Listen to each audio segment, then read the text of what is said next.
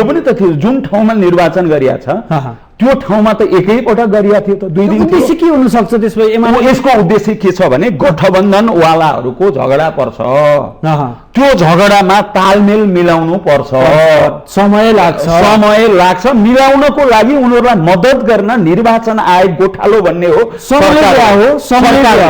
गठबन्धन वालाहरूलाई पार्नको निम्ति यो समय दिएको कुरा हो नत्र भने गर्नुपर्ने थियो नतर्सिनुस् न भने हामी बलिया छौं गलत काम गरेको कुरालाई त भन्न पर्यो नि अनि पूजा गर्दिउँ त्यो कुरालाई जे गरे पनि म बलियो छु भनेर सहँदै हिँड्दै मतपत्र हरियो हुँदा त यहाँहरु तर्सियो हरियोको पनि त औचित्य पुष्टि गर्नु पर्यो प्रचण्ड र माधव नेपालजीहरु एमालेसँग एकताको कुरा गराएर कांग्रेससँग झार्ने बार्गेनिङ गर्ने दिशामा हुनुहुन्छ उता झार्नको लागि यता वार्ताको कुरा गरिरहनु भएको छ एकताको कुरा गर्नु भएको छ मनदेखि उहाँ तर कांग्रेसलाई तर्साउने काम तर्साउन सालनाल उहाँसँग बेरिया छ शेरबहादुरसँग सालनाल जोडिएर गएका मान्छेहरूले एमालेसँग एकता गर्छन् त्यो पत्याउन सकिने कुरा छैन भरतपुर महानगरपालिकाको मेयरमा उड्दैछ भन्ने कुराहरू बाहिर आउन थालिसके यसमा सत्यता कति छ मान्छेहरूले अघिल्लो पटक यो माथि अन्याय भएको छ यो माथि मर्का पारियो त्यसैले यो उठे हुँदो हो भन्ने व्यापकै रूपले मान्छेहरूको चर्चा छ चासो छ जिज्ञासा छ सम्पर्क छ सम्बन्ध गरिरहनु भएको छ यहाँको लबिङ हो कि होइन म मेरो त्यस्तो केही लबी छैन म पार्टीको एउटा असल कार्यकर्ता हुँ होइन मलाई पार्टीले हिजो अर्घाखाँची जा काम गर भन्यो म मेरो घर छोडेँ म त चाहिँ सिन्धुली जा भनेर काम लगायो म गरेँ बारा पर्सा मकवानपुर सबै जिल्लामा काम गरेँ म पार्टीको एउटा असल सिपाही हुँ पार्टीले मलाई त मेयरमा फेरि पनि उठ्नुपर्छ भन्ने छ म उठ्छु कम्युनिस्ट नामको शब्दमा 2-4 जना नेताहरूको तुष्टिका लागि एकता हैन हामी त जनस्तरको एकता कार्यकर्ता लेभलबाट एकता गर्ने माथि टाउको जोडेर एकता हुँदो रहन्छ एकता जनताको लेभलबाट कार्यकर्ताको तलका कार्यकर्ताका ग्रासरुटका कार्यकर्ताको लेभलबाट हामी एकसो भए साँच्चै नै एमालेको बुद्धि फेरि आयो आजको दिन होइन हामी जनस्तरबाट सबैलाई समेटेर कम्युनिस्ट भएका साथीहरूलाई एकीकृत गराएर हामी अगाडि बढ्छौँ ती साना पालिका जसले उत्कृष्टता प्राप्त गरे त्यो हुँदा भरतपुरको गौरव भरतपुरको स्रोत भरतपुरको साधन आज भरतपुरमा झन्डै 16-17 अरब रुपियाँ वार्षिक रूपले प्रक्षेपित छ त्यसको युटिलाइजेसन कति भएको छ हामी ती रकमहरूको प्रक्षेपण कहाँनिर भएको छ मान्छेहरूलाई व्यक्तिगत रूपमा 70% होल्ड एउटा नगरपालिका एउटा सानो नगरपालिकाले 1.5 करोड 2 करोड रुपियाँ वार्डलाई छुटाइदिन्छ विकासका निम्ति भरतपुर महानगरपालिकाको यति ठुलो बैठक छुँदा पनि 1 करोड 50 लाख भन्दा एउटा वार्डलाई छुटाइदैन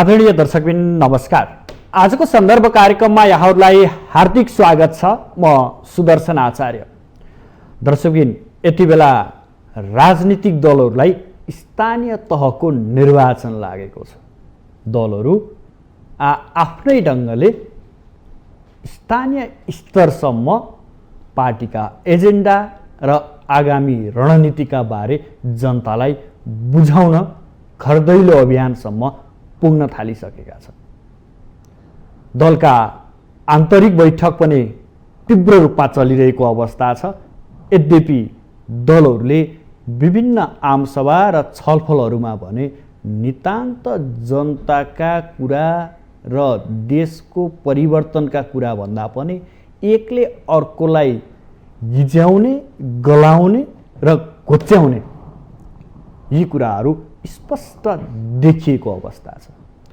आज हामी यिनै दलहरूभित्र नेकपा एमाले जो संसदमा सबैभन्दा ठुलो दलको हैसियतको रूपमा आफूलाई उभ्याएको छ त्यही दलले पोलिट ब्युरो बैठक सम्पन्न गरेको छ र आगामी 9 र 10 गते केन्द्रीय कमिटी बैठक र त्यसै गरी 13 गते स्थायी कमिटी बैठक पनि आह्वान गरेको छ निर्वाचनका एजेन्डा र घोषणापत्रको तयारीको अवस्थामा बसेको बैठकले के निर्णय गर्यो र जनतासँग कसरी जाँदैछ एमाले? आज हामी मूलत यो विषय प्रवेश गर्नेछौँ। साथसाथै एमाले निर्वाचन आयोगका पछिल्ला निर्णयप्रति केही आपत्ति व्यक्त गर्दै आएको छ।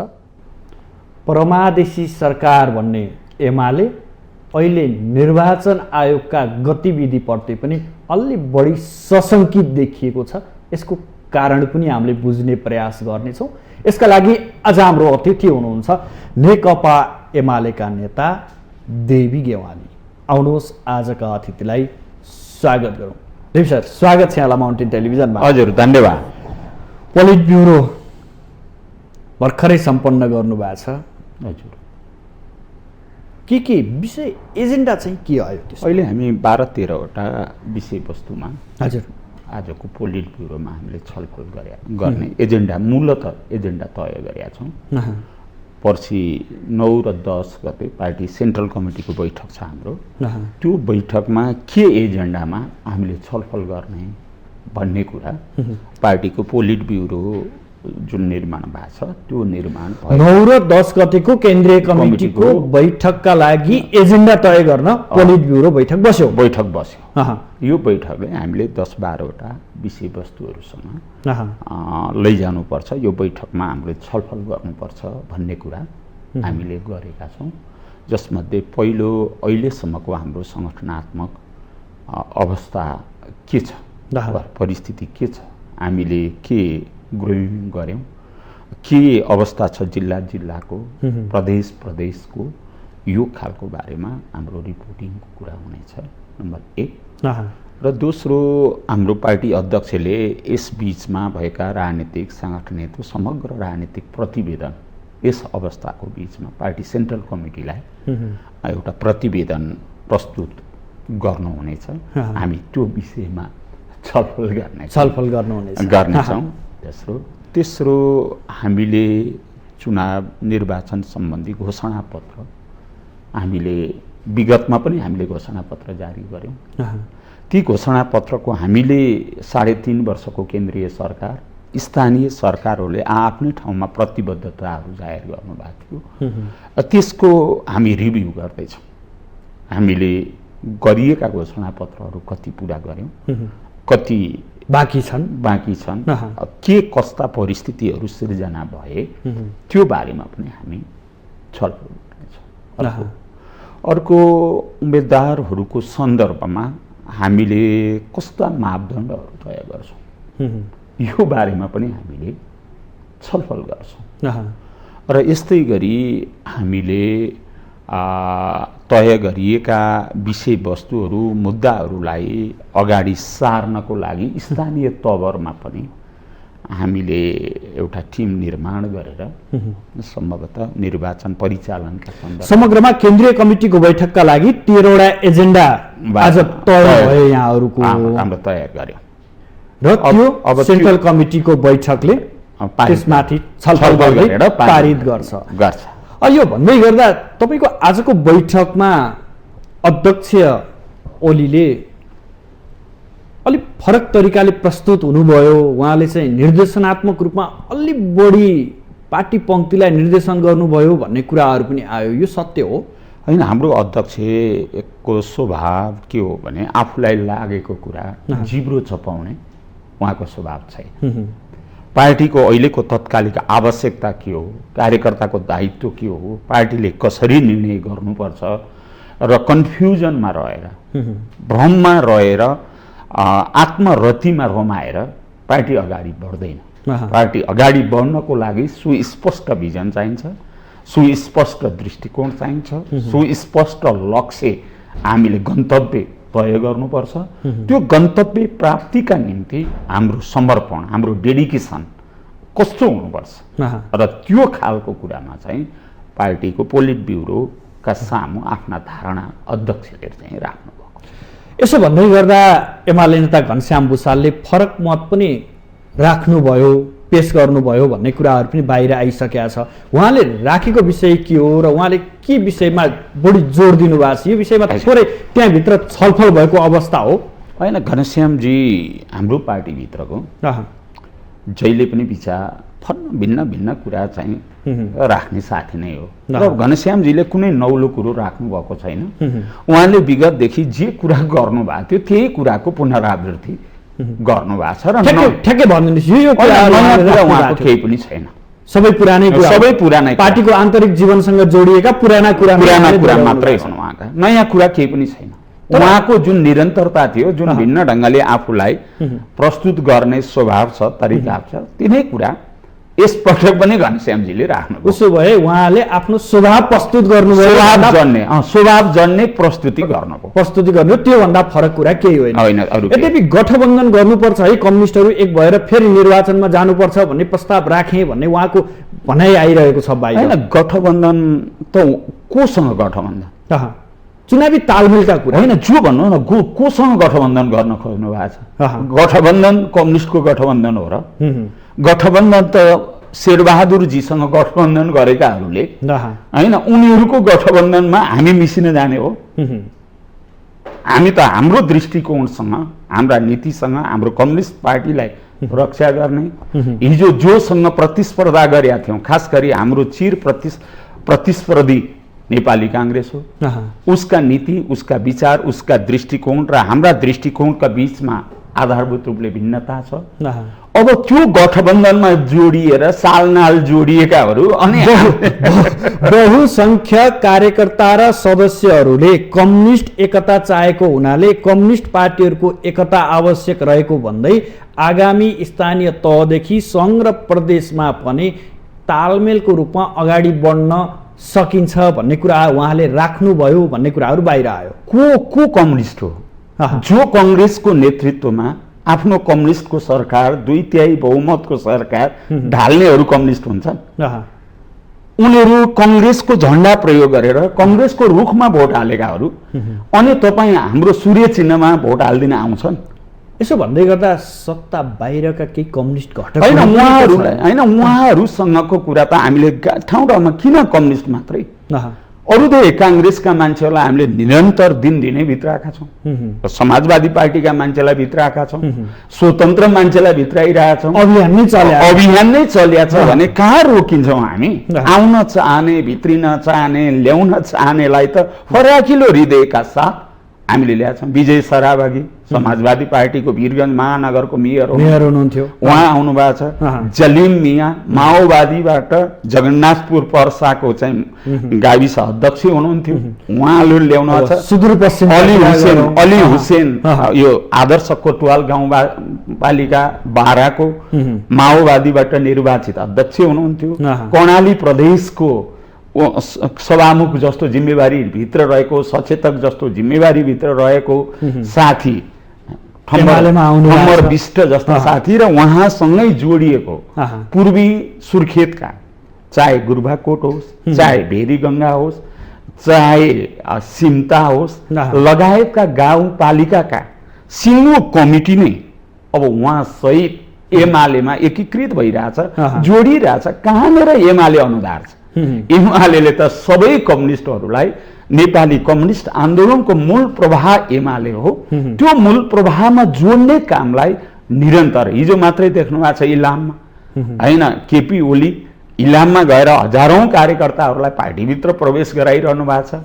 हिजै मात्र ईश्वर पोखरेल सुर्खेतमा गएर प्रवेश गराउनु भएको छ होइन। अब कहाँ रोकिएको छ? समग्रमा एक किसिमको माहौल छ, चुनावी माहौल छ र सबै कम्युनिस्टहरू, गैर कम्युनिस्ट जसले हिजो कम्युनिस्टको विरोध गरेका थिए, यहाँलाई थाहा छ 2 नम्बर प्रदेशमा हिजो एमालेलाई छिर्न हम्मे थियो होइन, गाह्रो थियो। आज 2 नम्बरमा एउटा यस्तो लहर आएको छ। किन आयो भने हिजो हुलाकी राजमार्ग भारतीय पक्षले बनाइदिने भन्यो, तर वर्षौं भयो बनेन। केपी ओलीले इन्डियासँग वार्ता गर्नुभयो, यदि यो तपाईँहरूले बनाउने हो भने बनाउनु, होइन तपाईँहरूले त जिम्मा लिने नगर्ने कुरा गरेर हुन्छ, त्यो हामीलाई दिनुहोस्, हामी गर्छौँ भनिसकेपछि 90% कामहरू हामीले अगाडि बढाउँ। विकास र समृद्धिको प्रसङ्गमा एकैछिन पछि उठाउँछु। यहाँले भन्नुभयो राष्ट्रिय राजनीतिका केही दलहरूसँग हाम्रो गठबन्धन हुँदैन।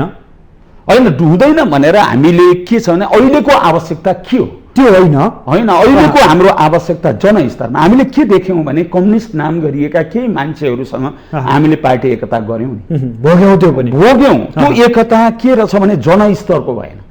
नेताहरूको स्वार्थबाजी नै बित्तिकै, नेताहरूको आफ्नो स्वार्थमा धक्का लाग्ने बित्तिकै त्यत्रो जनताले दिएको विश्वासलाई कुठराघात गरे, आफ्नो सरकार ढालेर महाधिवेशनबाट निर्वाचित भएर आएको एउटा अध्यक्षलाई साधारण सदस्यबाट समेत हटाउने कारवाही गरेर शत्रु पक्षसँग प्रतिपक्षसँग साँठगाँठ गरेर जानेहरूलाई पनि हामीले के देख्यौँ भने उहाँहरू त आफ्नो स्वार्थ। उसो भए तत्कालैको परिदृश्यमा चाहिँ यी कम्युनिस्टहरू कार्यकर्ता लेभलबाट, जनताबाट, स्थानीय तहबाट त्यहाँ आवश्यकता पर्यो भने असल कम्युनिस्टहरूलाई हामी साथ लिन्छौँ। आवश्यकता पर्यो भने हुन होइन, उहाँहरू आउन चाहनुहुन्छ, हामी लिन चाहन्छौँ। होइन, जो बदमासीमा संलग्न छैन, जो नाइके भनेर पार्टी फुटाउने काममा लागेको छैन, ती अरू सबै कार्यकर्ताहरू भुलवश गएका, भ्रमवश गएका कार्यकर्तालाई हाम्रो ढोका सधैँ खुल्ला छ। हामी ल्याउँछौँ, तलबाट एकता गर्छौँ, यही हामीले अगाडि बढाउँछौँ। राप्रपा नेपालका अध्यक्ष कमल थापाले एउटा अभिव्यक्ति दिनुभएको छ। उहाँले आगामी स्थानीय निर्वाचनमा एमालेसँग हामी सहकार्य गर्न तयार छौँ, सहकार्य हाम्रो हुन्छ भन्ने किसिमले एउटा प्रतिक्रिया दिनुभएको छ। हजुर, अब एमालेलाई चाहेर केही मान्छेहरूले यो एकता र चुनावी तालमेल फरक कुरा। चुनावी तालमेलमा आफ्नो स्ट्रेन्थका लागि सबैले सबैसँग कुरा गर्न सक्छ, गर्छन्।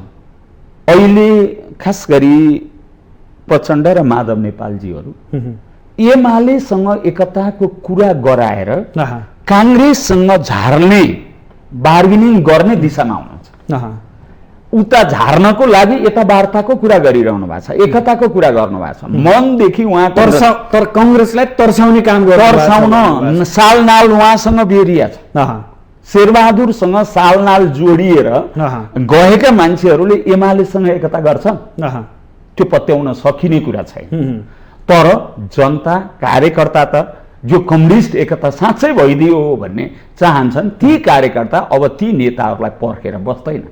उनीहरू तलबाट एकीकृत आन्दोलनमा सहभागी हुन चाहन्छ। कमल थापाको पार्टी, त्यसै गरी लोसपा भयो, अन्य केही दलहरू जसले हामी एमालेसँग चुनावी तालमेल गर्न चाहन्छौँ, आउँछौँ भन्ने व्यक्तिहरूका लागि, पार्टीहरूका लागि ढोका खुल्ला छ या छैन? अब हामी ढोकाको कुरा स्थानीय तहमा, स्थानीय आवश्यकतामा, स्थानीय शक्ति सन्तुलनमा, सबैको स्थिति हेरेर सबैसँग हामी तलको स्थिति माथिबाट ठप्प लगाएर एकता तालमेल हुँदैन। हामी तल स्थानीय तहमा आवश्यकता पर्यो भने आवश्यकताका हिसाबले, आवश्यकता त दुईटैलाई हुन सक्छ होइन, एउटाको आवश्यकताले त कार्यगत एकता हुँदैन।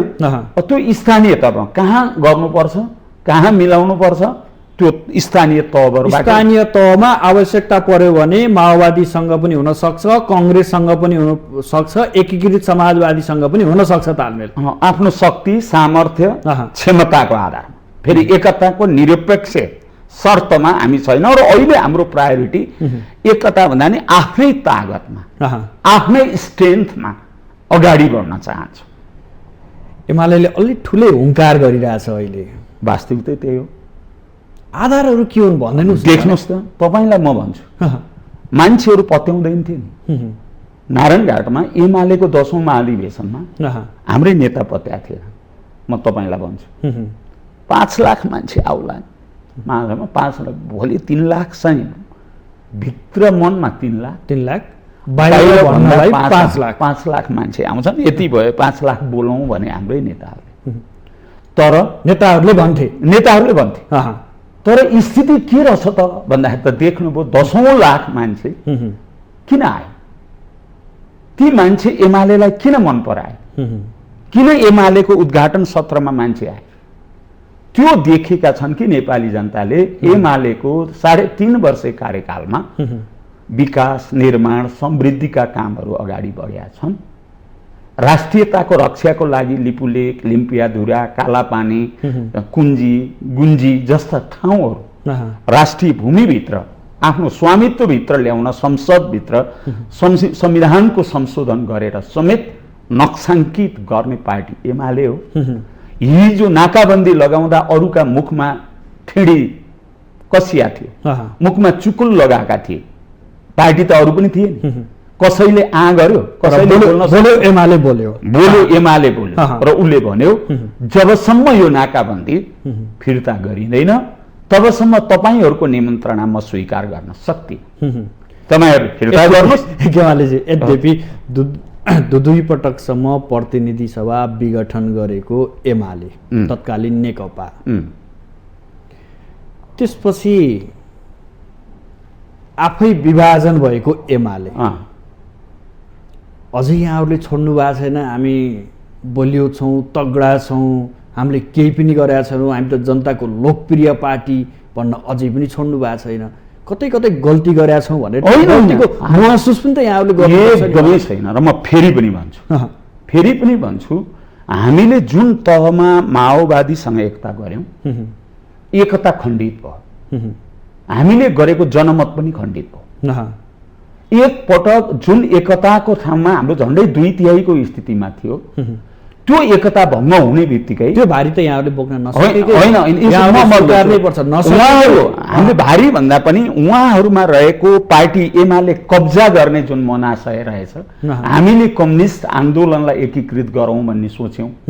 त्यही भएर पार्टी अध्यक्ष केपी ओलीले भन्नुभयो महाधिवेशन गरौँ, महाधिवेशनबाट नेतृत्व हस्तान्तरण गरौँ, होइन अब चुनाव गरौँ, चुनाव गरेर प्रधानमन्त्रीमा को आउने हो आउँ, म जिम्मा लगाउँछु भन्ने तय गर्दा गर्दै पनि साथीहरू निस्किनु भयो। अब म भन्दैछु आधा कार्यकालको सहमति गर्ने पनि त तिनै दुई नेता होइन। अब कार्यकालको कुरा के हो भने जनादेशलाई खण्डित गर्ने मैले गरेको कागज प्रमाणित हुन सक्दैन। जनताले दिएको केपी ओलीलाई 5 वर्ष सरकार चला भनेर अनि सत्ता स्वार्थका निम्ति आधा आधा गर्ने भने त्यो जनमतसँग खण्डित हुने जरो दगमा नगरिएको कागज थियो त्यो, होइन। त्यसैले जनताभन्दा ठुलो नेताको कागज हुन्छ। जनताले एमालेलाई केपी ओलीकै नेतृत्वमा 5 वर्ष सरकार चलाऊ भनेर निर्देशित गर्ने गरेको त त्यही हो नि जनादेश, त्यसैमा भोट मागेको हो नि। उसो भए यहाँले भन्न सक्नुहुन्छ मेरो नेता मेरो अध्यक्ष दोषी हो, त्यो बेला दोषी हो भनेर यहाँले भन्न सक्नु होइन। त्यो खालको कागज गराउने कुरामा जुन दृष्टता भयो, होइन, त्यसमा चाहिँ त्रुटिपूर्ण कुरा थियो। जनादेशलाई खण्डित गर्ने यहाँहरूले भन्न सक्नुहुन्छ, म भन्छु र जनादेशलाई 5 वर्ष सत्ता सञ्चालन गर्न केपी ओलीको निर्देशनमा, होइन, सत्ता नेतृत्वमा सरकार चलाउने भनेर जनताभन्दा नेताले गरेको कागज ठुलो हुँदैन, बलियो हुँदैन। त्यस अर्थमा त्यो जनादेशलाई खण्डित गर्ने गरेको कागज नै गलत थियो, एक। नम्बर 2, अब यो जनमत खण्डित भइसकेपछि ताजा जनादेशमा जानु कि त्यो जनादेश त्यो संख्या कायम हुनु पर्थ्यो। त्यो खण्डित भइसकेपछि सार्वभौम जनताको जनादेश लिनको लागि जाने कुरा पार्लियामेन्ट्री सिस्टमको हिसाबले, नर्म्सको हिसाबले कुनै पनि मानेमा गलत होइन, छैन, थिएन, गलत होइन।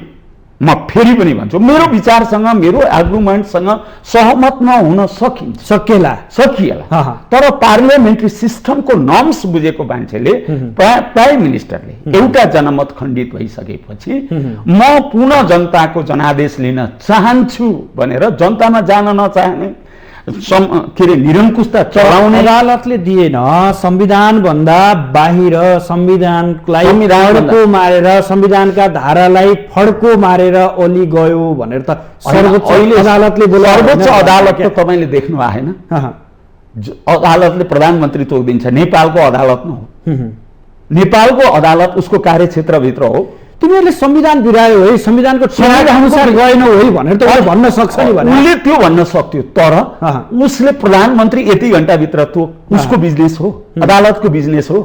प्रधानमन्त्रीले के अरे न्यायाधीशले प्रधानमन्त्री बनाउने हो, यो दुनियाँको 8औं आश्चर्य होइन, 7औं आश्चर्य त संसारमा थिए, तर 8औं आश्चर्य नेपालको सर्वोच्च अदालत भन्ने संस्थाले होइन, प्रधानमन्त्री पनि फलानो यति घण्टाभित्र बनाऊ भन्ने दुनियाँमा कुनै अदालतले गरेका छ? कहाँको नियम हो? तर मान्नु पर्यो त्यति कुरा हो। आलोचना चाहिँ व्यापकै गर्नुहुन्छ, व्यापकै होइन, यो गलत कुरा थियो भन्ने कुरा आम रूपमा सच्चाइ, संसारव्यापी सच्चाइलाई हामी स्थापित गर्न चाहन्छौँ। अर्को कुरा, तपाईँको अध्यक्ष ओलीजीले के भन्नुभएको छ भने 23 सिट ल्याएको काङ्ग्रेसलाई 13 सिटमा झारिदिन्छौँ भनेर अर्को हुङ्कारको रूपमा चाहिँ उहाँ प्रस्तुत हुनुभएको छ। यसको आधारहरू के हुन् यहाँबाट म जान्न चाहन्छु। होइन, पहिलो किनकि यहाँ स्थानीय तहमा बसेर काम गरेको हजुर, म के मानेमा होइन, केपी ओली अहिले जुन देशव्यापी यात्रामा हुनुहुन्छ तपाईँले देख्नु भएको छ, गाविसमा पुग्नु भएको छ, पार्टीको सङ्गठनात्मक आकार छाम्नु भएको छ, तलको जनमत बुझ्नु भएको छ, जनमत बुझेको जनताका कुरा पटक्कै गर्नुहुन्न। किन गर्नु? नेतालाई घोच्याउने होइन, तपाईँले सुन्नुभएको छैन? पेट्रोलियम पदार्थको केपी ओली प्रधानमन्त्री हुँदा 1 मोहर 50 पैसा बढ्दा यहाँ नारा जुलुस कति हुन्थ्यो? गर्दैन थियो होइन? तपाईँले देख्नु भएको छ। अहिलेको स्थितिमा हामीले यो खालको महँगीको कुराको खण्डन हामीले गरिरहेछौँ। हाम्रो युवा सङ्घले जुलुस निकालेको छ, हाम्रा जनवर्गीय सङ्गठनले यसको बारेमा आवाज उठाएको छ, नेतृत्वले बोल्ने ठाउँमा बोलिरहेछ। राष्ट्रिय अर्थतन्त्रको कुरा थाहा छ, एमाले 10 महिना 11 महिनालाई धान्न सक्ने राष्ट्रिय जुन वैदेशिक मुद्राको सञ्चित थियो बनाइदिएको थियो, धानेको थियो। यो त यहाँले बोल्नुभयो कि तपाईँको अध्यक्षले किन बोल्नु भएको छ? बोल्नुहुन्न क्या? उहाँहरूले माओवादीलाई घोचपेच गर्नुभएको छ, समाजवादीलाई घोचपेच गर्नुभएको छ, काङ्ग्रेसलाई घोचपेच गर्नुभएको छ। नितान्त 1-1.5 घण्टाको भाषण सुन्ने हो भने 90% कुराहरू त्यहीमा मात्रै केन्द्रित छन् क्या? होइन, उहाँले बोल्नु भएको छ। अलि पुरै रेकर्ड म तपाईँलाई उपलब्ध गराइदिउँ होइन? होला, उनीहरूलाई पनि भन्नुभएको छ, उनीहरूलाई भन्नुभएको छैन म भन्दिनँ, तर हामीले हेर्दाखेरि एजेन्डा विहीन हो कि? होइन, के को यति धेरै एजेन्डा भएको पार्टी कुन छ नेपालमा? यति धेरै एजेन्डा सहित जनतामा जाने पार्टी एमाले मात्र हो। नेपाली जनताको राष्ट्रिय समृद्धिको सपना, चित्र मनभित्र, दिमागभित्र चित्रै चित्र छ, योजना छ। त्यो पार्टी भनेको एमाले मात्रै हो। तर निर्वाचन आयोगसँग पनि तर्सिनुहुन्छ, सर्वोच्च निर्णयसँग पनि तर्सिनुहुन्छ। होइन, एमालेको तर्सिन्छ, हामी तर्सेका छैनौँ। गलत कामको खण्डन गरिरहेछौँ, बेठिक कुराको खण्डन गरिरहेछौँ। तपाईँलाई थाहा छ, अहिले भर्खर निर्वाचन आयोगले नोमिनेसन गर्ने कुरा 2 दिन के प्रयोजन थियो? कसको कारणले? कहिले अहिलेसम्मको निर्वाचन प्रयोगमा नोमिनेसन 2 दिनको कहीँ छ? यो किन भौगोलिक कठिनाइ हुन सक्छ? होइन, एकै दिन निर्वाचन गर्ने कुराले हिजो पनि त थियो। जुन ठाउँमा निर्वाचन गरिया छ त्यो ठाउँमा त एकैपटक गरिया थियो त, 2 दिन। उद्देश्य के हुन सक्छ त्यसमा? यसको उद्देश्य के छ भने गठबन्धनवालाहरूको झगडा पर्छ, त्यो झगडामा तालमेल मिलाउनु पर्छ, समय लाग्छ। मिलाउनको लागि उनीहरूलाई मद्दत गर्न निर्वाचन आयोग गोठालो भन्ने हो, गठबन्धनवालाहरूलाई पार्नको निम्ति यो समय दिएको कुरा हो। नत्र भने गर्नुपर्ने थियो। नतर्सिनुस् न भने हामी बलिया छौँ, तर्सेको गलत काम गरेको कुरालाई त भन्नु पर्यो नि। अनि पूजा गरिदिउँ त्यो कुरालाई, जे गरे पनि म बलियो छु भनेर सहँदै मतपत्र हरियो हुँदा त यहाँहरू तर्सियो। हरियोको पनि त औचित्य पुष्टि गर्नु पर्यो। के कारणले फेर्नु पर्यो? काङ्ग्रेसको रुख हरियो छ। हरियो मतपत्रको बारेमा आजभोलि चाहिँ सेलाउँदै गएको छ होइन, हाम्रो कुरा औचित्य पुष्टि हुनु पर्यो। औचित्य पुष्टि गर्यो भने हामीले बोल्नु छैन। किन? काङ्ग्रेसको रुख चिन्ह हरियो छ, अनि त्यही पक्षलाई प्रत्यक्ष प्रभावित गर्नको लागि हो कि? अनि सबै रातो बनाउँदा के बिग्रिन्छ? वा कालो बनाउँदा किन भन्छ? अनि हरियो नै बनाउनु पर्ने कारण के हो? रातो बनाएको भए यहाँहरू सायद होइन, रातोको कुरा मेरै रङ बनाइदिनु पर्छ भन्ने छैन होइन। किन हरियो बनाउनु पर्यो? जस्टिफाई गर्न सक्नु पर्यो निर्वाचन आयोगले। हामीलाई आशंका के हो भने काङ्ग्रेसको चुनाव चिन्ह रुख छ, रुखको रङ हरियो छ, त्यसैलाई मद्दतगार बनाउने गरी मद्दत गरेको हो कि भन्ने आशंका हो। त्यति मात्रै होइन, यहाँहरूले त स्थानीय तहको चुनावै सार्ने षड्यन्त्र हुँदैछ भन्ने आशंका पनि व्यक्त गर्नुभएको छ। हेर्नुहोस्, अब कतिपय गतिविधि हेर्नुहोस्, कहिलेकाहीँ कसैलाई बम हान्न लाएर अस्थिरता सिर्जना गरेर निर्वाचन आएको स्थानीय निर्वाचन सार्ने खालका गतिविधि पनि हुन सक्छन्। नगरियोस् भन्ने कुरामा, चुनाव नसारियोस् भन्ने कुरामा हाम्रो खबरदारी हो। खबरदारी स्वरूप यो अभिव्यक्तिहरू यहाँले हामीले दिइरहेछौँ। 1 मिनेट 1 सेकेन्ड आँखा दायाँ बायाँ हो। मतदानदेखि बाकस लैजाँदासम्म, बाकस लगेर राख्दासम्म मात्र होइन, मतगणनामा म त भुक्तभोगी नै छु नि, मतपत्र च्यातिएको तपाईँलाई थाहा छ। म उठाउँछु यो प्रसङ्ग। अर्को कुरा, गठबन्धनसँग मिलेर नियम र आचार संहिता पनि आयोगले बनायो भन्ने अर्को यहाँहरूको आरोप। हामीलाई के छ भने पहिला निर्वाचन आयोगले कुनै नयाँ कुरा गर्नु पर्यो भने सर्वदलीय बैठक बोलाउँछ। कुनै इस्युमा छलफल गर्नु पर्यो भने दलहरूको बिचमा छलफल गरेर सहमतिबाट जाँदा निर्वाचन आयोगलाई नोक्सान पुग्छ, नोक्सान हुन्छ, उसलाई त मद्दतै हुन्थ्यो होला नि। त्यो काम किन गर्दैन?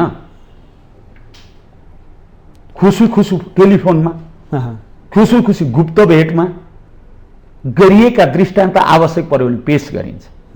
कसले को ठाउँमा कुन बजे कति बजे के सवालमा फोन गरेका छन् भन्ने कुराको पनि त होला नि तथ्याङ्क। यताप्रति पनि यहाँहरूको आशंका कति देखिएको छ, गतिविधि देखिएको छ। निर्वाचन आयोगले यहाँलाई बोलाएको छैन? होइन, एउटा बेला यो रङको परिवर्तनको कुरा गर्नु पर्यो भने छलफल गर्न बोलाउन सक्दैन थियो। 1-2 दिनको कुरा गर्नु पर्यो भने त्यो कुरा राख्न सकिँदैन थियो, छलफल गर्न मिल्दैन थियो, पहाड भत्किन्थ्यो, के हुन्थ्यो? किन गरेको? यही कुरा पर्यो भने भन्न निर्वाचन आयोगलाई गाह्रो पर्दैन, किन छलफल गर्न हुँदैन थियो? यही कारणले गर्दा यहाँहरू निर्वाचन आयोगप्रति पनि अलि निर्वाचन आयोगलाई सरकारले प्रेसर गरेका छ र उहाँहरू सरकारको प्रेसरमा बग्नुभयो कि भन्ने हाम्रो आशंका छ। अर्को कुरा, यो राजीनामा दिनुपर्ने स्थानीय तहको निर्वाचनमा उम्मेदवार दर्ता गर्नु पूर्व वर्तमान जनप्रतिनिधिहरूले राजीनामा बुझाउनु पर्ने, दिइसकेको हुनुपर्ने, यसमा पनि एमालेको आपत्ति हो। यसमा पनि हाम्रो आपत्ति छ। किन छ भने यो स्थानीय तहका कामहरू भने कार्यकारी अधिकार, जनताका अविच्छिन्न एक छिन पनि नरोकिने अधिकारहरू कार्यकारी अधिकार हो। त्यसैले यो भ्याकुम नहोस्, जनताको सेवामा प्रभावित नपरोस् भन्ने मनसायले यसभन्दा अगाडिको यो मनसाय हो कि अथवा स्थानीय तहमा एमालेको अलि पकड बढी छ, केही नभए पनि स्थानीय तहको सरकार सञ्चालन गर्दै गर्दा केही महत्त्वपूर्ण कुराहरू प्रभाव चाहिँ पार्न सकिन्छ कि भन्ने? त्यस्तो होइन कि भन्ने किमार छैन। ल बनाऊ दुइटै नै। ल प्रधानमन्त्रीले अब यदि पदमा बसेर चुनाव लड्न हुँदैन भने अब प्रधानमन्त्री हुनुहुन्छ, उहाँले राजीनामा दिएर चुनाव गराउनुहोस्, गर्नुहुन्छ। मुख्यमन्त्रीहरूले, प्रदेशका मुख्यमन्त्रीहरूले राजीनामा दिएर प्रदेशको चुनाव गर्ने कुरामा लाग्नुहुन्छ, आफू उम्मेदवारी दिने कुरामा, आफू पदमा बसेर उम्मेदवारी दिने। प्रधानमन्त्री शेरबहादुर देउवा पदमै रहेर उम्मेदवारी दिनुहुन्छ कि राजीनामा दिएर गर्नुहुन्छ? गर्ने, भ्याकुम गर्ने हो भने गरौँ, माथि तयार हुने, स्थानीय तहलाई चाहिँ खाली गर्नुपर्ने, अनि माथि आफू पदमा बसेरै उम्मेदवारी चुनाव लड्ने मिल्छ। यो विषयमा यहाँहरूले कतिको बहस गर्नुभएको छ? निर्वाचन आयोगसँग छलफल भयो? होइन, उहाँहरू त बोलाउनु न त यस्तो कुरामा। किन बोलाउन तर्सिरहनु भएको छ हामीसँग? हामी तर्सेको होइन नि, उहाँहरू तर्सिरहनु भएको छ। बोलाएर यो विषयमा पनि छलफल गम्भीर विषय छ, यो गम्भीर विषयमा पनि छलफल भयो। उहाँहरू हामीलाई बोलाउनु भएको छैन, बोलाए पनि हाम्रो तर्कको अगाडि जवाफ दिन सक्नु भएको छैन, निरुत्तरित हुनुहुन्छ। अनि जबरजस्ती उहाँहरूले कसैले गाइडेड गरेको आधारमा चल्न खोज्नुहुन्छ। अनि यो स्थितिलाई चित्त बुझ्नु पर्यो नि हामीलाई चित्त बुझाउने तर्क हामीले ज्यादती गरेका छौँ भने यो कुरा तपाईँको मिलेन भन्न पर्यो, हामीले त्यो भन्न सक्नु पर्यो। तथ्यका आधारमा आँखा जुदाएर कुरा गरौँ न, गर्न सक्नुहुन्छ? हाम्रो कुरा यो जवाबदेही भएन भन्ने यहाँहरूको आपत्ति चाहिँ यहाँनिर गम्भीर कुरा हो। अब एकातर्फ गठबन्धन, एकातर्फ एमाले हो। बडो रोचक होला जस्तो देखिन्छ यो निर्वाचन। यो के हुँदो रहेछ भने दुनियाँमा यो गठबन्धन किन गर्नु पर्यो? जो बलियो छ उसले प्राय गठबन्धन गर्दैन। जो निर्दोष छ, कमजोर छ, त्यो कमजोर भएकाले गठबन्धन गर्छ। उसो भए अघिल्लो सङ्घ र प्रदेशको निर्वाचनमा एमाले कमजोर थियो, माओवादीसँग गठबन्धन गर्यो। त्यो स्थितिमा एमाले बलियो भएको हुनाले माओवादी एकतामा आएको। माओवादी आएको हामी खोज्दै दौड्या होइन। उहाँहरू अघिल्लो काङ्ग्रेससँगै गर्नुभएको थियो नि त। अघिल्लो स्थानीय चुनावमा त काङ्ग्रेससँगै तालमेल थियो। उहाँहरूलाई के लाग्यो भने काङ्ग्रेससँग लाएर फाइदा आउँदो रहेछ। अब बरु एमाले बलियो हुँदै गएको छ।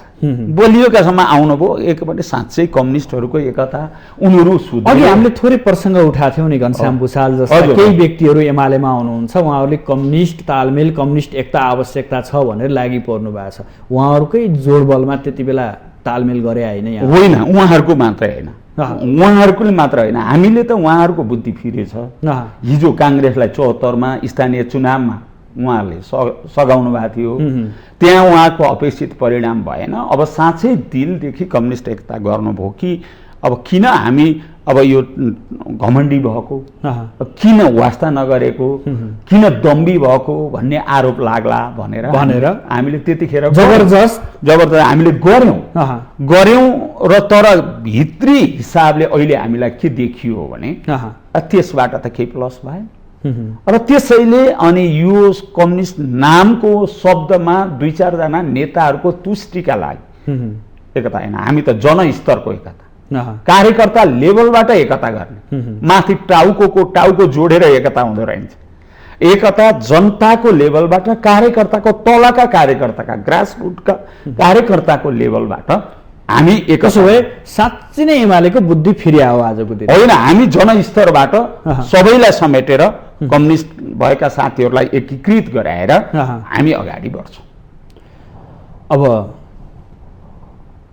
चितवन हजुर, यहाँकै महानगर हजुर, अघिल्लो स्थानीय तहको निर्वाचनमा त यहाँ मेयरको रूपमा उठ्नु भएको थियो। हजुर, परिणामले पराजित हुनुभयो। हजुर, फेरि देवी गेवाली भरतपुर महानगरपालिकाको मेयरमा उड्दैछ भन्ने कुराहरू बाहिर आउन थालिसक्यो। यसमा सत्यता कति छ? मान्छेहरूले अघिल्लो पटक यो माथि अन्याय भएको छ, यो माथि मर्का पारियो, त्यसैले यो उठे हुँदो हो भन्ने व्यापकै रूपले मान्छेहरूको चर्चा छ, चासो छ, जिज्ञासा छ, सम्पर्क छ, सम्बन्ध गरिरहनु भएको छ। यहाँको लबिङ हो कि होइन? मेरो त्यस्तो केही लबी छैन। म पार्टीको एउटा असल कार्यकर्ता हुँ होइन। मलाई पार्टीले हिजो अर्घाखाँची जा काम गर भन्यो, म मेरो घर छोडेँ। म त चाहिँ सिन्धुली जा भनेर काम लगायो, म गरेँ। बारा, पर्सा, मकवानपुर सबै जिल्लामा काम गरेँ। म पार्टीको एउटा असल सिपाही हुँ। पार्टीले मलाई त मेयरमा फेरि पनि उठ्नुपर्छ भन्ने छ, म उठ्छु। होइन यहाँ होइन, अब त सांसदमा आउनुपर्छ भनेछ, म त्यहाँ जान्छु। तपाईँको भित्री इच्छा चाहिँ के? मेरो आम जनतालाई बताइदिनुहोस्। म फेरि स्थानीय तहमै गएर एकचोटि मेयर भएर मेरो क्षेत्रका जनतालाई केही गरेर देखाउँछु भन्ने जोस राजनीतिको माध्यम, अथवा केन्द्रतिर हानिनु पाए हुन्थ्यो भन्ने होइन। मेरो मूल ध्येय भनेको राजनीतिको माध्यमलाई, राजनीतिलाई सही दिशा दिएर राष्ट्रको परिवर्तन, समस्या समाधानका निम्ति लाग्छु भनेर म प्रण गरे हुँ। यसको लागि मलाई यो त्यो यहाँ त्यहाँ भन्ने कुरा प्रमुख छैन। मलाई प्रमुख के छ भने राष्ट्रिय आवश्यकता, राष्ट्रिय हित, राष्ट्रिय स्वार्थ जहाँ जसले बसेर पनि हुन्छ। र म पार्टीको मेरो पार्टीमा म मात्रै होइन, हजारौँ साथीहरू हुनुहुन्छ, लाखौँ लाख कार्यकर्ता हुनुहुन्छ। त्यो अवसर मेरो लागि मात्रै पार्टीले दिइरहनुपर्छ र होइन, अरू पनि कार्यकर्ता छन्। अब पार्टीको कार्यकर्ताको हिसाबले होइन, पार्टीले यसपटक देवी कमरेड तपाईँ अर्को खालको जिम्मेवारी लिनुहोस् भन्छ भने तयार होइन, यसपटक तपाईँ यहीँ जानुपर्छ भनेर पार्टीले भन्छ, अनि म त्यसको लागि पनि तयार। रोज्नु पर्यो भने होइन, अब मैले पर्सनली व्यक्तिगत रोजाइ मेरो, किनभने मेरो व्यक्तिगत इच्छा कहिले पनि प्रमुख बनेन। म त डक्टर बन्न चाहने मान्छे, तर ती सबै व्यक्तिगत इच्छा छोडेर, सबै पढाइ छोडेर, घरबार छोडेर पार्टी र परिवर्तनको काममा लाग्यो। जनताको सेवाप्रति समर्पित हुन्छु भनेर लाग्या मान्छेले अब मलाई मेरो व्यक्तिगत इच्छा कहिल्यै पनि प्रमुख राख्ने स्वभावको मान्छे म होइन। उसो भए भनिदिनुहोस्, तपाईँको महानगरमा साँच्चै परिवर्तन भएको छ कि भएको छैन? के होइन, महानगरमा धेरै कुरा गर्न सकिन्थ्यो, केही भएको छैन म भन्दिनँ, केही कुरा भएको छ। तर हामीले यो 4.5 वर्षमा जति गर्न सक्थ्यौँ, जति घोषणा पत्रमा व्यक्त भएका थिए ती कामहरू भएन, तिनलाई अगाडि ल्याउन सकिएन। हामीले एकताका त यहाँले बोल्नुहुन्थ्यो क्या नेकपा हुँदा, हजुर, हामी बिचका तुसहरू सबै मेटिए, तीव्र रूपमा चितवनले काम गर्दैछ, तीव्रता रूपमा चाहिँ चितवन विकासको मूल एजेन्डा मूल फुटाइसक्यो भनेर यहाँले होइन, मूल फुटाइ भने होइन, हामीले गर्नुपर्ने दिशातर्फ ओरिएन्टेसन गर्नुपर्छ, लैजानुपर्छ, हामीले मद्दत गर्नुपर्छ भन्ने कुरा। ती सबै तिक्तता बिर्सियौँ हामीले भनेर भनेका अभिव्यक्ति बाहिर होइन। तिक्तता भन्दा नि मूल कुरो के हो भने व्यक्तिगत तिक्तता प्रमुख हुँदैन, अहिले पनि म बनाउँदैन। म उहाँहरूको विरुद्ध व्यक्तिगत तिक्तताको कारणले होइन, म गर्दिनँ। मूल कुरो गर्नुपर्ने हामीले नारायणी नदीमा वैकल्पिक पुल बनाउने कुरा धेरै वर्ष भयो, 36 सालमा एउटा मात्र पुल छ होइन, त्यो पनि हल्लिन्छ। त्यसको विकल्प हामीले दिन सक्छ। पश्चिम चितवनको विकास लाइफ लाइनसँग हामीले 2-3वटा पुल नारायणी नदीमा बनाउनु पर्थ्यो, सिनको बाँचिएन, त्यतापट्टि ध्यानै गएन। हामीले अहिले पनि सहरको व्यवस्थापनभित्र फोहोरको व्यवस्थापन धेरै महत्त्वपूर्ण कुरा, त्यसलाई अगाडि बढाउनु पर्थ्यो, हाम्रो ध्यान छैन। हामीले पार्कको परिकल्पना गरेका थियौँ, तर समग्र आवरणमा हेर्दा त सडकहरू चिल्ला छन्, तपाईँले देख्नु भएको छ, त्यहाँ भित्री ठाउँ हेर्नु भएको छ, पार्क कतिवटा बने। हामीले सहरभित्र पार्क चाहिन्छ कि चाहिँदैन? स्वच्छ हावा खाने ठाउँ चाहिन्छ कि चाहिँदैन? आम नागरिकलाई खानेपानी पुर्याउनु पर्छ कि पर्दैन? हामीले बस्ने सिटी हल, हामीले निर्माणको गति कहाँ छ? हामीले देखिएको बाटो नै भन्नुहुन्छ भने पुलचोकदेखि टिकौलीसम्म 6 लेनको बाटो केन्द्रीय केपी ओली केन्द्रको सरकारमा हुँदा 6 अरब रुपियाँ त्यो बाटोको ब्युटिफिकेसनको लागि छुट्याइयो। 2 अरब रुपियाँ हाम्रै प्रस्तावमा, हाम्रै योजनामा सिटी हलको लागि छुट्याइयो, कम्प्लिट भएको छैन। सहरी विकास मन्त्रालयबाट धेरै कुराहरू अल्पत्र छन् गर्नु पर्यो भन्दैछ। 5 वर्षको अवधिमा 100 पूर्णाङ्कमा अहिले भरतपुर महानगरपालिकालाई अङ्क दिनु पर्यो भने देवीगुवाले कति अङ्क दिन्छ? अहिले देखिया छ नि, भरतपुरमा चितवनमा 7वटा पालिका छ, 7वटा पालिका मध्ये भरतपुरको के हो भने त सरकारको मन्त्रालयले मूल्याङ्कन गर्छ। त्यो मूल्याङ्कनभित्र खैरेनी भन्ने नगरपालिका 1 नम्बरमा छ। तपाईँले देख्नुभएको छ राप्ती नगरपालिका आज राष्ट्रको महिला बालबालिका स्वास्थ्यको निम्ति देशका 293वटा पालिका मध्ये सबैभन्दा उत्कृष्ट भनेर नजिकैको पालिका जोडिएको पालिका खोइ भरतपुरको कहाँ केमा उत्कृष्टता प्राप्त गर्छ? मैले सोधेँ नि यहाँलाई अङ्क दिनु पर्यो भने देवीगुवाले अब भन्नु न, यही तथ्याङ्क मलाई नसोध्नु न, अङ्क दिनेहरूलाई सोध्नुहोस्। यो त सरकारको निकाय छ, उसले दिएको अङ्क छ, हल्ला गरेर हुन्छ। तर मूल्याङ्कन त यहाँले गर्न होइन, मैले त देखिसकेको छु। एजेन्डा बोकेर हुनुहुन्थ्यो, ती साना पालिका जसले उत्कृष्टता प्राप्त गरे, त्यो हुँदा भरतपुरको गौरव, भरतपुरको स्रोत, भरतपुरको साधन आज भरतपुरमा झन्डै 16-17 अरब रुपियाँ वार्षिक रूपले प्रक्षेपित छ। त्यसको युटिलाइजेसन कति भएको छ? हामी ती रकमहरूको प्रक्षेपण कहाँनिर भएको छ? मान्छेहरूलाई व्यक्तिगत रूपमा 70% होल्ड एउटा नगरपालिका, एउटा सानो नगरपालिकाले 1.5 करोड 2 करोड रुपियाँ वार्डलाई छुट्याइदिन्छ विकासका निम्ति। भरतपुर महानगरपालिकाको यति ठुलो बैठक छुँदा पनि 1 करोड 50 लाख भन्दा एउटा वार्डलाई छुट्याइँदैन। अहिले वर्ष धेरै कराएपछि 20 लाख थप दिएर 1 करोड 70 लाख अरू सम्पूर्ण अमानतमा तजबिजिए। भरतपुर महानगरपालिकाका काम कर्तव्यप्रति मेयरको प्रत्याशी बनेको गेवाली आज सन्तुष्ट छैन। जति हामीले लानु पर्थ्यो भरतपुरलाई त्यति रूपमा जान सकेन। अब मैले यहाँलाई अन्तिम प्रश्नको रूपमा यो 5 वर्षीय कार्यकालमा स्थानीय तह, स्थानीय सरकार कस्तो लाग्यो समीक्षा गर्दा? होइन, हामीले देखेका छौँ स्थानीय समग्रतामा म त अहिलेबाट होइन नि, धेरै पहिलेबाट हेर्दैछु। स्थानीय तहमा एउटा गाविसले 30,000 रुपियाँ पाउँथ्यो कुनै बेला। आज स्रोत हामीले ल्याएको सिस्टमले रकमको विनियोजित गरिएको छ, सिस्टम अधिकार प्रत्यायोजित गरिएको छ, स्थानीय संहिताको परिकल्पनाले स्रोत र साधनको विन्यास भएको छ। त्यस हिसाबले स्वाभाविक ढङ्गले एउटा भरतपुर मात्र होइन, म देशका धेरै पालिकामा घुमेको छु, धेरै पालिकाहरूको हेरेको छु, कल्पनीय परिवर्तनहरू आइरहेको। जनताले अनुभूति गर्न पाएन होइन, जनताको बीचमा केही बाहिरी व्यवस्था, यो संहिता पछिको मान्छेले तपाईँले हेर्नुहोस्, अहिले स्थानीय तहमा वार्डै पछि स्वास्थ्य केन्द्रहरू बन्दैछ देशैव्यापी रूपमा। अहिले केपी ओली हुँदै तपाईँलाई थाहा छ एकैचोटि 396वटा अस्पताल एकैचोटि सिर्जना भएका थिए। 1400वटा लिङ्क रोडहरू गाविस केन्द्रदेखि पालिका केन्द्रदेखि जिल्ला सदरमुकाम जोड्ने बाटाहरूका लागि 1400 रोडहरूको प्रक्षेपण गरिया थियो, कामलाई सुरिया थियो, बजेट विनियोजित गरिया थियो।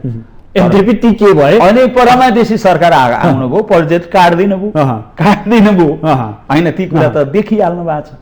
त्यसैले एउटा ड्राइभिङ समग्रमा संहिताको मर्म जनताले पाएका छन्। अब यसलाई अझै पारदर्शी, यसलाई अझै सुनिश्चित, यसैलाई अझै जनताप्रति जवाफदेही बनाउनको लागि अझै सङ्घर्षरत रहनुपर्छ।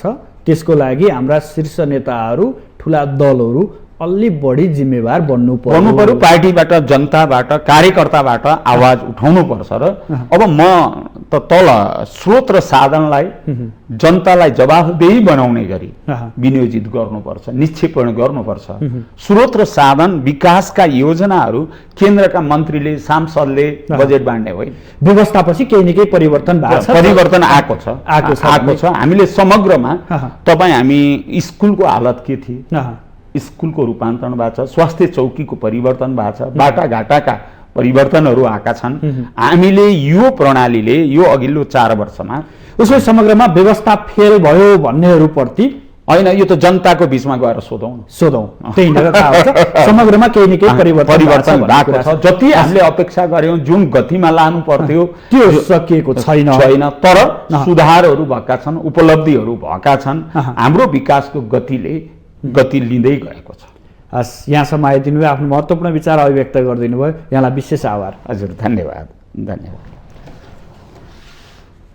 आदरणीय दर्शकबिन, हामीसँग हुनुहुन्थ्यो नेकपा एमालेका नेता देवी गेवाली। उहाँसँग विशेष गरी आगामी वैशाख 30 का लागि तोकिएको स्थानीय तहको निर्वाचन, एमालेका एजेन्डा र एमालेको पोलिट ब्युरो बैठकमा उठेका प्रसङ्ग र एमाले जनताको घर दैलोसम्म के आधारहरू लिएर जान्छ र समग्रतामा व्यवस्थापछिको अवस्था कस्तो छ भन्ने विषय केन्द्रित गरेर छलफल गऱ्यौँ। भोलि फरक विषय र फरक अतिथिका साथ उपस्थित हुनेछु। आजलाई भने बिदा दिनुहोस्। नमस्कार।